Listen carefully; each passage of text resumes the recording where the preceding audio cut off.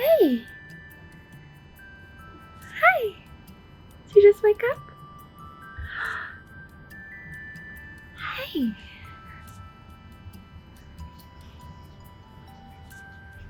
Hmm? So I had my baby. It was awesome. 2.5 weeks ago, we gave birth to our little girl. If you watched my pagan pregnancy video, you know that I did not have the easiest pregnancy, nor did I have the best coping habits with it. But I can happily say that the birth experience that I had more than made up for the difficulties I had throughout the pregnancy. I'm really bad at talking to the camera when other people are home. My husband's on the other side of that door, and even though he has headphones in and he's watching videos, it just feels really awkward to be talking to essentially myself. But a week after I lost my mucus plug, I was at my routine doctor visit, and while I was sat up on the table at the doctor's office, my water broke. They sent us on to the hospital. We had a really nice, kind of all-in-one room, so everything happened in one nice room. There was a nice couch for my husband to lay and sleep on. We laid there all day while I had contractions. We got to watch the sunset from our room. It was really nice. The food was good. You know, we watched South Park. And then around midnight, I was able to start pushing, and I only had to push for about 20 minutes, and she came right out. I had no cuts, no tears, no excessive bleeding. She had no problems. They just put her right on my chest and we snuggled, and it was great.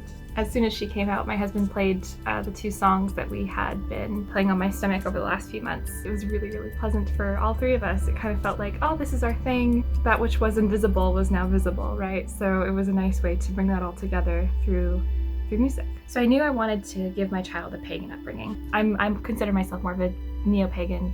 My husband's more of an occultist. So we definitely wanted to provide that sort of environment for our child.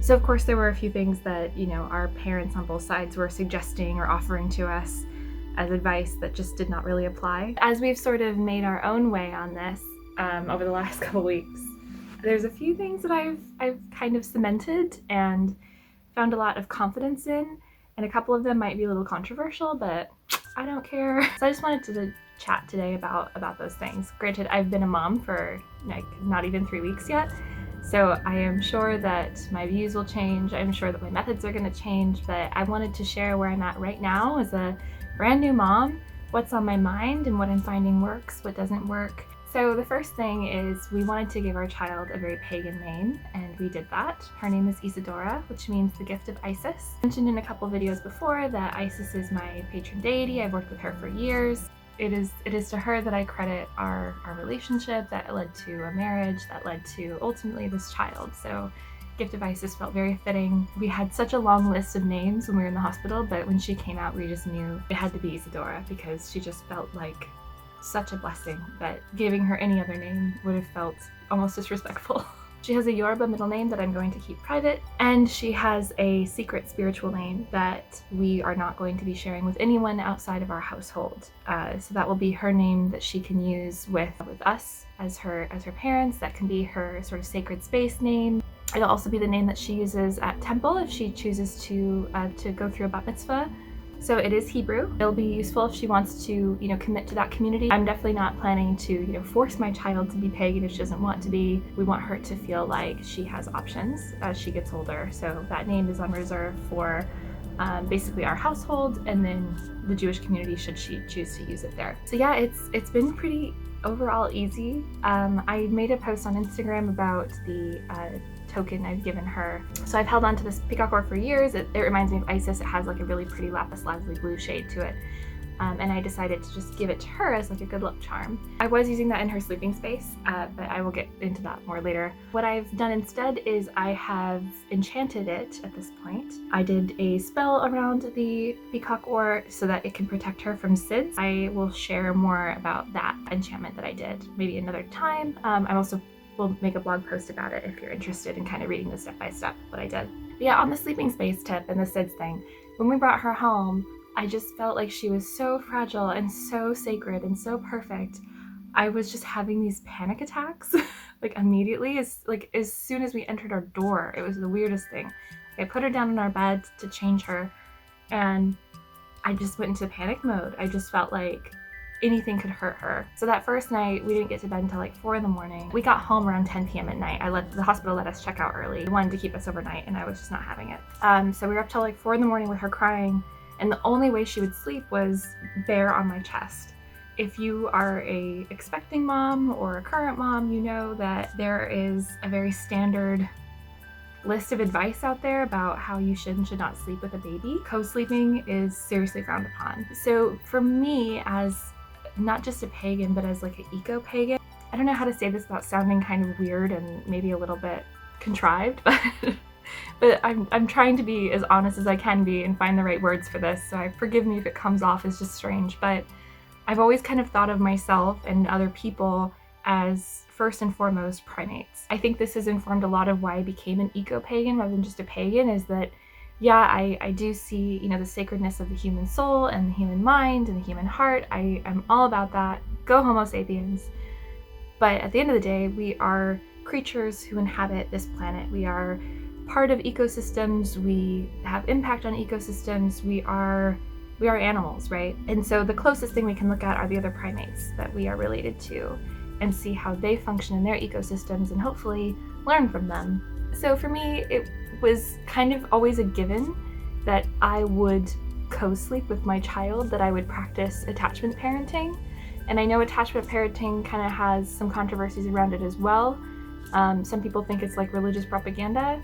And to be honest, as an eco-pagan polytheist, that's my religious propaganda to you. I'm pro-attachment parenting. I just think that there's something about the way that a child desires to be on the mother as much as possible, or on the father, to have that skin-to-skin contact, that they rest and relax when they're with you. We see the same thing with other primates. They are carried for their first year of life. They're always at the breast as much as they need it. They learn and they watch alongside the parent. They're always with the parent. So for me, that seems like a really natural way to engage with my child. So I didn't mention this, though I should have, that attachment parenting is kind of a privilege. Not kind of, it just really is. Like, if you have to go to work, or you have a workplace where you cannot bring your child with you, if you are a single parent and you need more breaks and more like R&R, I think that if you are able to practice attachment parenting, that is a huge blessing. So it is a privilege to be able to do that, and I'm really grateful that my husband and I are in a situation where we can. And I think that one of the reasons we were so excited about having a child now compared to other times in our life is that the coronavirus pandemic does keep us at home, and we are working from home right now. And so it seemed like a good time to, use that. So I do have a sling, and my husband has a harness, and so when we go out, we do not use any sort of carriers. She always is on our bodies, so she can, share warmth with us and feel us close. And we are sharing a bed with her. So our bassinet actually kind of comes over the bed. Actually, my camera is sitting on the bassinet right now. So it kind of comes over the bed, so she's just sort of in an extension of that. She did not like that very much. To her, I think it's just too far. We'll probably use this bassinet more. She gets a little bigger and she starts rolling over and gets, sleep gets a bit more complicated. But right now she's just, a newborn, so it's pretty chill. The other co-sleeper we're using about the first week is kind of one of those mattresses that has like a guard around it. I'll just get it. One of these. So you can adjust down here, you can kind of make it looser if you need to as your child grows. But it has like a nice barrier around the sides. We were keeping this in between us at night, and then she would sleep in it. But basically she won't fall asleep in this. What she'll do is, if she's already in a deep enough sleep, you can kind of rest her in that. So we, over the last week or so, have stopped using that at night. We kind of use this more like out in the living room while we're making dinner. If we need our hands, basically, if we want to put her down, we'll put this on the floor or on the couch. She can just snooze in that or play. But yeah, so in the bed, she sleeps between us. Sometimes if my husband's really, really tired and exhausted, he's very vocal about, when he feels safe sleeping next to her doesn't, because typically mothers are just a bit more sensitive to the presence of the baby. When he's feeling a bit more tired and he doesn't feel like he's super confident that he's not gonna roll over and crush her, she sleeps just on my side with me. But that's only been like 2 nights. All the other nights she slept right between us, and she gets to feel our breath on her face, and she's very happy with that. And as soon as she starts to stir or cry, we're right there, or I can just, prop myself up on a pillow, give her the breast, and go back to sleep. Some of the little principles that we've followed as we've had her have a lot to do with sensory and materials. We have been showing her obviously a lot of color, But pretty much everything that we own, that we've bought for her, we've tried to keep as plastic free as possible. So we have glass bottles for when I do pump. None of her toys have plastic. They are all, like wood or, plush toys. All of her swaddles, burp cloths, all of that are made from either organic, fair trade cotton or like a nice muslin. And all of her clothing has been thrifted secondhand. It's really important to us that we have a very low impact lifestyle. We own this little house, less than 600 square feet. We have one car, we have a vegetable garden, and we're sharing our bedroom with our baby. So this room is our bedroom and also a nursery. So thinking about those things not just as like, an environmentalist perspective, but also from like a more spiritual approach, we really want her to engage with materials and with items and with sensory experiences that reflect the natural world. Something that kind of keeps me up at night and made me not really actually want children has been the climate crisis. It's really broken my heart to think about how my child is going to live in a world that's not going to have the same insects or species or nature reserves or experiences that I grew up with. Like just the other day when I was rocking her, I started crying because it occurred to me that she may never have the opportunity to see the coral reefs because they'll be gone by the time she's my age. Not that I've ever seen them, but I could have if I wanted to. So little things like that definitely kind of get me really, really emotional. So something about being a parent now in this world, in this dying world, is wanting to give her the taste of life, the fruit of life as much as possible. A week after she was born, we worked on our deck and we went to the nursery and we got a bunch of new plants. So we are really diving into this green witchcraft and, cottage witchery that we are wanting to do this year. So we are planting, a bunch of herbs. We're planting some nice flowers that I can use in my work. And so kind of taking her with us and letting her, touch the petals and look at them. She's not super interested yet. She's more looking for human faces to study at this age, but we're trying to still give her those moments and give her those experiences of letting her be used to the feeling of cotton, the feeling of, plush things, not getting her used to plastics. There are a couple exceptions, of course, like her pacifier is plastic. If you have any recommendations for a non-plastic pacifier, let me know. We were using our fingers for a while, but there's only so long that you can sit there with your finger in a baby's mouth. They're not falling asleep. You need to like move on. But like her baby bath is fabric. It's not plastic. It's like a little baby hammock that kind of sits in the tub, so that's really nice. One thing that we are struggling with is diapers. My plan had been we'll use newborn disposable diapers while we get used to being new parents, and then by the time she's size 1, we'll switch to cloth diapers. I did not realize how quickly she would grow out of the newborn diapers and how much she's going through them like crazy. So just by how often she goes through diapers, I calculated how many cloth diapers we would need to have enough to only have to do laundry every 2 days. So many diapers. So I'm considering maybe sewing some myself, maybe getting them secondhand. It's kind of, I don't know. If you have any recommendations on cloth diapers, let me know. I would like to move her into those sooner rather than later, but I want to do it right and I don't want to overwhelm myself with it. Some of the other kind of like little pagan things that we're trying to incorporate early on. When I am breastfeeding her, sometimes I will sing her old hymns to Isis. We have been collecting some fairy tale books. One thing that I'm very conscious of before we start reading these stories to her is that I want to give her kind of a consent culture, feminist approach to a lot of these stories. A lot of traditional fairy tales are, they're kind of meant to scare children, right? They're meant to scare them from not going too deep into the forest and getting lost. There are morals, of course. That's why they're timeless. But a lot of the details, a lot of the brutality that you find in these traditional stories, especially European ones, it makes sense for the time. But it's not really the approach I want to have with my child. So I'm trying to be very careful in how I curate different versions of these fairy stories. In general, I think a lot of fairy stories do teach a lot of respect for ecology, respect for wilderness and the untamed. There's always the sense of, if you fuck up, you're gonna get punished in some way. I think that's a good thing. It's more of the person interaction or the personified being to human interaction where it's not always the best dynamic. We are cleansing our property line. So my husband is kind of in charge of the perimeter. So he goes and he, we can use salt water. Sometimes we use smoke. We burn, rosemary, whatever it might be. But he does that every few days. He'll kind of go around the perimeter of our yard and our property line to kind of sanctify this area as a safe place. The home itself is more my area that I'm in charge of. So I'm making sure to keep everything super clean all the time, to cleanse energy if it's in the room.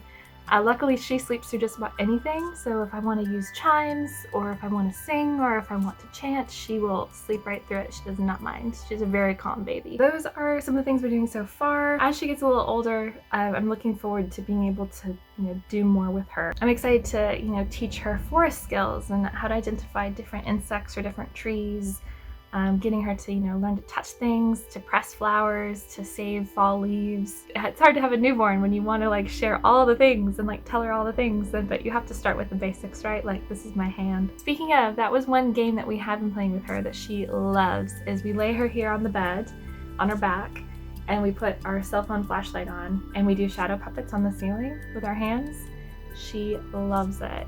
Her eyes just light up. It's so interesting to her. Newborns respond really well to high contrast in colors, so that bright white ceiling with the dark shadows from our hands. She really enjoys it. So yeah, that's how the first couple weeks of being a mom have gone for me. She's starting to sleep longer stretches, and I'm getting longer breaks from having to have her on my body at all times. So I've been painting again a little bit. I've completed 2 whole pictures in 3 weeks. Amazing. I have been spending the evenings when she's just relaxing on my chest and we're reading together. I've been writing a lot more. So I have kind of returned to the blog that I started ages ago and just kind of left. So I might be posting there a lot more frequently than I'm posting places like YouTube or Instagram or things like that. So if you're interested in things, I'm sharing some stuff over there. I also just made a post of some of our favorite pagan baby names that we had collected when we were looking for ones for her that kind of match the springtime. Anyway, so if you're interested in those, you can find those on lacydryad.com. Otherwise, I will see you soon, and I don't want to make any promises about what my next video will be about or when. Probably something related to the garden, because we're doing a lot of stuff outside right now, and I do want to share some updates on my cottage witchery journey. Yeah, I'm having a lot of fun learning and dedicating my free time to that endeavor. Anywho, I hope you are having a beautiful start to the spring. I hope you had a lovely Astara. Thank you so much for watching this video and being interested in this little life update. I appreciate it, and I will talk to you soon. Bye.